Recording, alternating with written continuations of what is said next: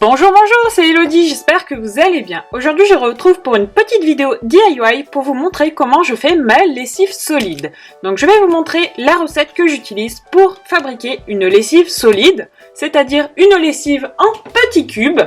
Des petits cubes comme ceci que l'on met directement dans la machine pour remplacer votre dose de lessive. En fait, ça s'utilise comme les petits pods, voilà par exemple les Ariel Pods ou autres que l'on peut mettre directement dans la machine. Et bien ça s'utilise de la même façon, donc c'est extrêmement pratique. De plus, pour faire cette petite lessive, on va avoir besoin de très peu d'ingrédients et des ingrédients très économiques. On va avoir besoin de véritables savons de Marseille. Prenez bien un véritable savon de Marseille et non une copie. On va avoir besoin également de bicarbonate de soude, de vinaigre, donc vinaigre blanc, voilà, vinaigre d'alcool, comme ceci, ainsi que de l'huile essentielle. Vous pouvez prendre le parfum que vous voulez. Cela va tout simplement servir à parfumer votre lessive. Donc moi je prends l'huile essentielle de Tea Tree tout simplement parce qu'elle est antibactérienne. Donc je trouve que pour le linge c'est pas mal d'utiliser celle-ci. Et en plus quand vous l'utilisez votre linge sent bon le frais, le propre. Donc moi j'aime beaucoup utiliser cette huile essentielle, mais vous pouvez mettre l'huile essentielle que vous souhaitez. On va également avoir besoin de petits contenants, donc saladiers, contenants, voilà comme ceci. Ainsi que d'une râpe pour pouvoir râper le savon de Marseille. Et vous allez également avoir besoin d'un petit moule pour mouler vos savons. Donc moi c'est le moule que j'utilise tout le temps en fait, voilà c'est à la base un moule à chocolat, mais vous pouvez utiliser un bac à glaçons, ça marche très bien. Donc là vous voyez mon moule il est déjà sale tout simplement parce que je l'utilise exclusivement pour réaliser cette lessive, donc je ne le lave pas au fur et à mesure des utilisations, je le lave de temps en temps mais voilà il m'arrive de faire 2 fournées dans le même bac sans le nettoyer. Tout simplement parce que c'est plus facile, ça évite qu'il y ait de l'eau dans votre moule. Après vous pouvez aussi bien faire sécher votre moule, mais moi voilà je procède de cette façon, ça me permet de récupérer les petits résidus des précédents cubes qui se sont détachés et frités. Donc on va tout d'abord commencer par l'étape qui est la plus pénible de cette recette, qui est tout simplement de râper 100 g de savon de Marseille. Petite astuce, si vous ne voulez pas râper votre savon de Marseille, sachez que le site de Aromazone fait du savon de Marseille en paillettes, voilà. Donc vous pouvez le commander directement et je pense qu'il y a d'autres revendeurs qui font également du savon de Marseille en paillettes. Moi personnellement, je pense que la prochaine fois, ou du moins quand j'arriverai au bout de mon savon de Marseille, je vais prendre directement du savon déjà en copeaux, ce sera beaucoup plus simple et ce sera surtout beaucoup plus facile de réaliser cette recette. Parce que le plus long, voilà, c'est tout simplement de râper le savon de Marseille. Donc c'est parti pour râper 100 g. C'est très long.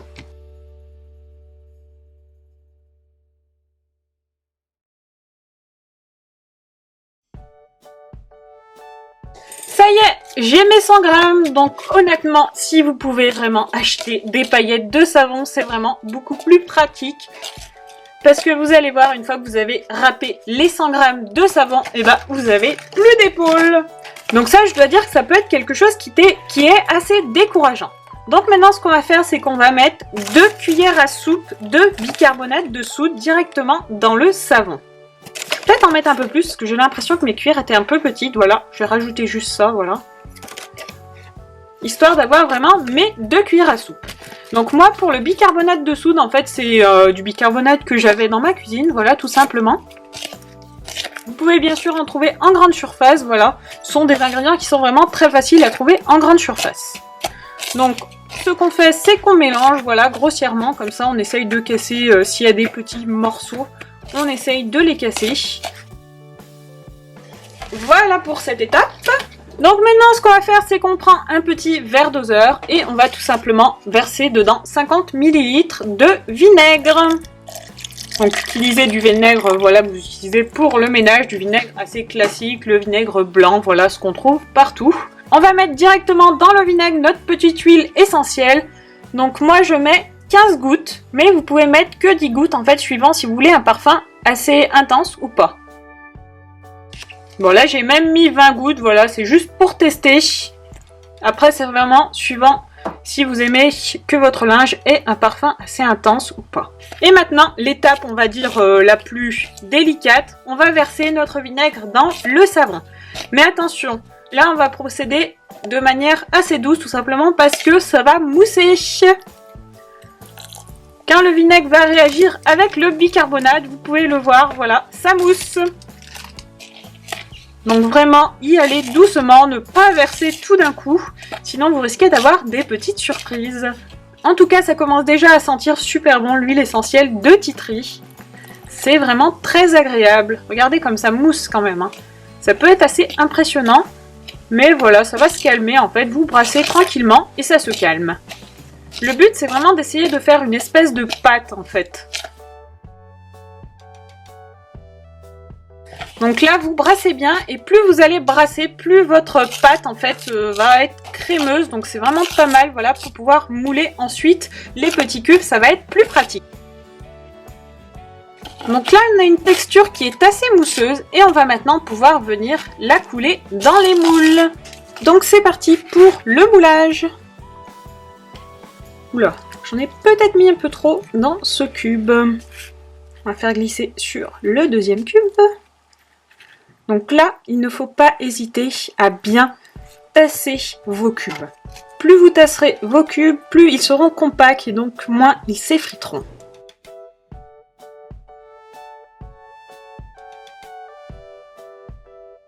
Et voilà, nos petits cubes sont moulés. Donc moi, cette recette, elle me permet de faire environ une dizaine de petits cubes. Après, tout dépend bien sûr de la taille de votre moule. Je vous mettrai bien sûr la liste des ingrédients ainsi que les quantités que j'utilise dans la barre d'infos. Donc maintenant, ce que je vais faire, c'est que je vais laisser sécher au moins 48 heures. Et ensuite, je démoulerai et je laisserai sécher encore 48 heures. Après, pour le temps de séchage, bien sûr, tout dépend de l'endroit où vous allez faire sécher vos petits cubes. Tout dépend de la température de la pièce dans laquelle vous allez faire sécher vos petits cubes. Le temps de séchage sera plus ou moins long.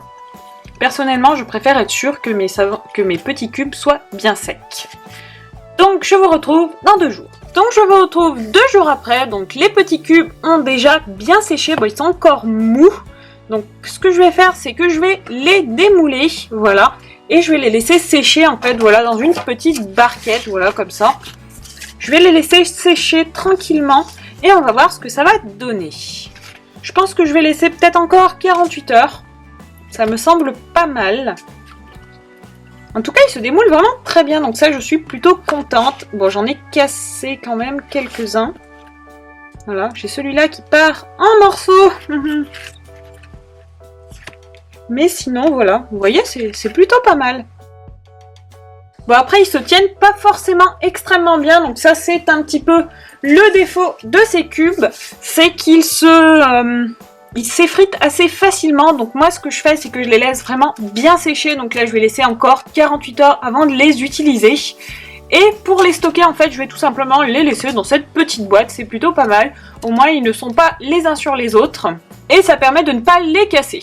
Je les mets comme ça directement dans la machine. Donc un petit cube dans la machine, comme si c'était une dose de Ariel Pods, voilà, de votre lessive habituelle. Je fais comme ça et pour ma part, ça marche vraiment très bien.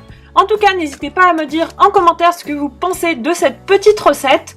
Si vous l'avez testé, n'hésitez pas à me donner votre retour. N'hésitez pas à me dire si vos cubes s'effritent également ou si vous avez une petite astuce pour que les cubes ne s'effritent plus. En tout cas, je suis très contente d'avoir pu vous partager cette petite recette naturelle et économique. Car il faut bien se dire, les cubes de lessive, ça coûte de plus en plus cher. Donc si on peut les faire soi-même à moindre coût, je pense que c'est tout bénef.